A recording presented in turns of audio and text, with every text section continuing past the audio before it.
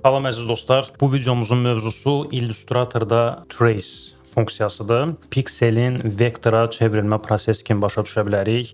Əgər gətirdiyimiz bu xarizmatik şirimizin piksellərini yaxınlaşdıranda burada pikselləri açıq-aydın görürüksə, biz indi bunu trace eləyəndən sonra bu piksellər Illustratorun müəyyən məntiqi ilə vektor formalara çevriləcək. İlk öncə gəlin Artboard tool'la bağlı maraqlı bir lifehack. Shift onu basırıq, Artboard tool'u aktivləşdiririk. Şəklimizin üzərinə 2 dəfə klik eləsək, Artboard'umuz şəklimizin ölçüsünü alacaq. Şirimizi seçmişik. Illustratorda istənilən bir şəkli seçəndə yuxarıda option barda onun müəyyən xüsusiyyətləri çıxır və burada bir dənə də funksiya çıxır, Image Trace. Gəlin klik eləyək. Aydın olmayan bir görüntü baş verdi. Heç bilmirsən, ağzına baxmasan bilmirsən bu şirdir yoxsa yox. Bəs bu niyə belə baş verdi? Çünki biz Illustratorda default funksiya aktiv olaraq tracing'i seçdik. Gəlin biz buradan seçək. Misal üçün 3 rəngli trace olsun. Klik edirik. 3 rəngli trace biraz vaxt alır və Illustrator mövcud şəklimizin piksellərini, rənglərini hesablayır və ortalama 3 dənə rəngi çıxardır. Bu arxa hissələri tündüydü, qəhvəyinin müəyyən tünd çalarları idi. Hamısını götürdü, ümumiləşdirdi, bu rəng verdi. Orta ton deyə bilərik, mid tones, onu götürdü, bu rəngdə verdi və açıq tonları da, highlightları da hamısını götürdü, bu açıq qəhvəyi ilə verdi. Gəlin biz buna bu tərəfdə fikir verin, Image Trace panel bölməsindən daha detallı baxaq. Pəncərəni açdıq. Yuxarıda bizim üçün presetlər verir, templatelər verir. 3 colors var burada, 6 rəng var. Gəlin yoxlayaq. 6 rənglə görə nə baş verir? Aha, görürsüz, daha detallı oldu. İndi mən bunu yaxınlaşdırsam, görəcəksiniz ki, bayaq ki piksellər artıq vektor formalarla əvəz oldu.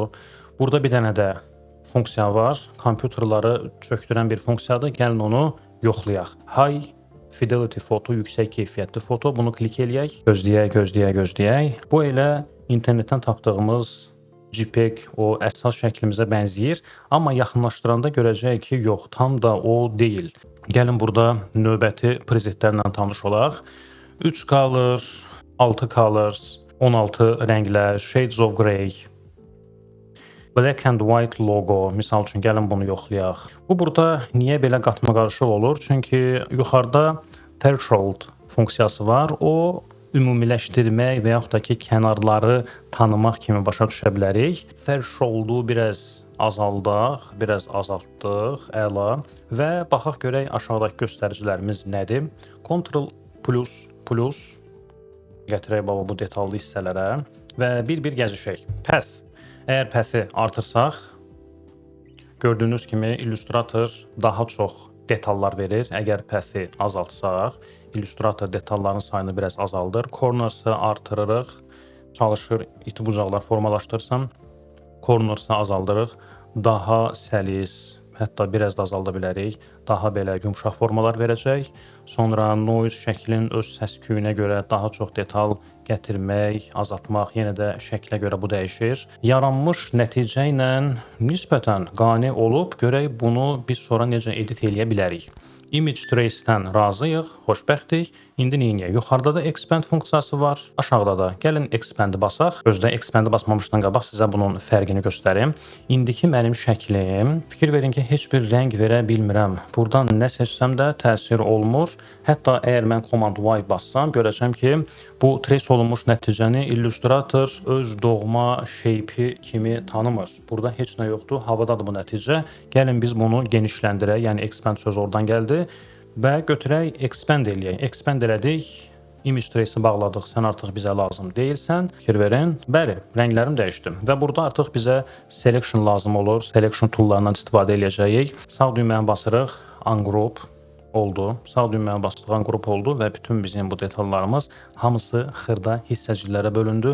Belə bir risk eləyə bilmərik. Ona görə Ctrl-Z. Gəlin biz bütün qaraları seçək. Gəldik bura, qarasan, bəli. Bütün filləri qara olan fill color seçirik. Ctrl-X basa bilərik, hamısı gizlənsin. Ortadakı ağ bizə lazım deyil, delete eləyək getsin. Sonra gələk burada bir düz bucaqlı çəkək. Bunu misal üçün verək qırmızı. Bunu belə çıxardaq və Ctrl-F. Bəli. Belə bir maraqlı görüntü. Yenə də Görün mən bunları qrup eləmişdim. Yox. Gəlin bunları yenidən seçək. Bütün qaraları seçək. Ctrl-G qrup eləyək və görək biz rənglərlə necə oynaya bilərik. Bəli, bundan maraqlı bir t-shirt dizaynı çıxar. Təbii ki, kontrastı sevirik deyənə gəlin arxa qırmızı, elə üstündə qara işimizə yarayar. Ya öz şəklinizi, ya başqa bir dənə şəkilləri illüstratora atıb bu image trace ilə oynayacaqsınız. Əgər yaxşı, qəşəng bir nəticə yaransa, bizlə paylaşmağı unutmayın. Biz də görüşək növbəti dərslərdə.